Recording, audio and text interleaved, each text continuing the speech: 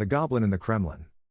Deep beneath the ancient, blood-red stones of the Kremlin, where the air smells of wet earth and forgotten sins, lived Vladimir. He was not a mere myth told to frighten children, but the true master of the empire. Draped in a tattered, soot-stained hood and bound in scarred leather, Vladimir sat amidst his wealth. It wasn't gold he craved, but the heavy, iron-bound ledgers that contain the secrets of every soul walking the streets above. His green skin pulsed with a sickly light as he traced the names of those he would soon unmake. For centuries, the world believed the Tsars ruled from the gilded halls above. They were merely puppets, their strings disappearing into the cracks of the floorboards where Vladimir waited. He moved through the walls like smoke, listening to the heartbeat of the city. He didn't want the gold on the cathedrals, he wanted the fear that kept the gears of power turning. To Vladimir, Russia was not a country, but a vast, cold web, and he was the spider at its center. Anya was a young archivist, tasked with organizing the dead files in the deepest basement of the great palace. She was clever, perhaps too clever for her own safety. One rainy midnight, she pushed aside a heavy oak cabinet and found not a wall, but a yawning abyss of a staircase that spiraled into the freezing dark. Armed only with a flickering lantern, she descended, unaware that every step she took was observed by a pair of unblinking, ancient eyes. The air at the bottom was so cold it turned Anya's breath into a ghostly mist. She entered a hall of 1,000 iron cages, but they didn't hold prisoners. They held echoes. Thousands of glass jars sat on shelves, each containing a swirling, gray vapor. Suddenly, a low, raspy voice crawled into her ears.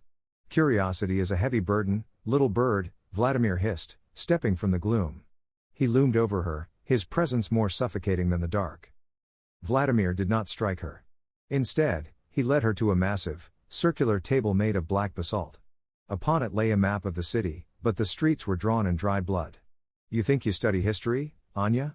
"I am history," he whispered, his face inches from hers. He showed her the names of the lost, the silenced, and the disappeared. He explained that for the city to stand, someone had to feed the shadows. He offered her a choice: become a secret, or become his keeper of secrets. Anya looked at the jars around the room and realized they were filled with the memories of people who had seen too much. "Why show me this?"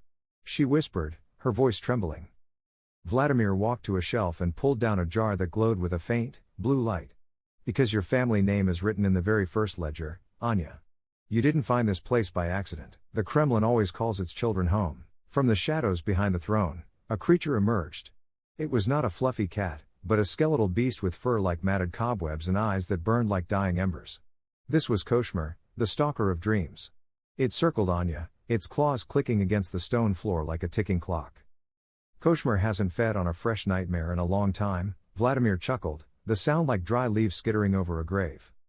Vladimir climbed onto his throne of iron and bone, watching Anya with predatory patience. "The world above is a lie, archivist. Truth lives only in the dark. If you leave now, Koshmar will find you before you reach the Red Square. But if you stay, you will learn the spells that bind the wolves and the words that break kings."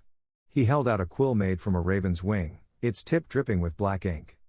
Anya felt the weight of the centuries pressing down on her. The whispers from the jars grew louder, a chorus of a million secrets begging to be told. Her hand reached out, shaking, and took the quill. As the ink touched her skin, it felt like liquid ice. Her eyes, once bright and clear, began to cloud over with the same sickly green hue that pulsed in Vladimir's veins. She was no longer an archivist, she was a witness to the eternal dark. Now, when the wind howls through the towers of the Kremlin, the people of Moscow shiver and pull their coats tighter. They tell themselves it is just the winter chill. They do not know that deep below, Vladimir and his new apprentice are turning the pages of destiny. The gold domes still shine in the sun, but the foundation of the city is built on secrets, and the Shadow Master is always, always listening.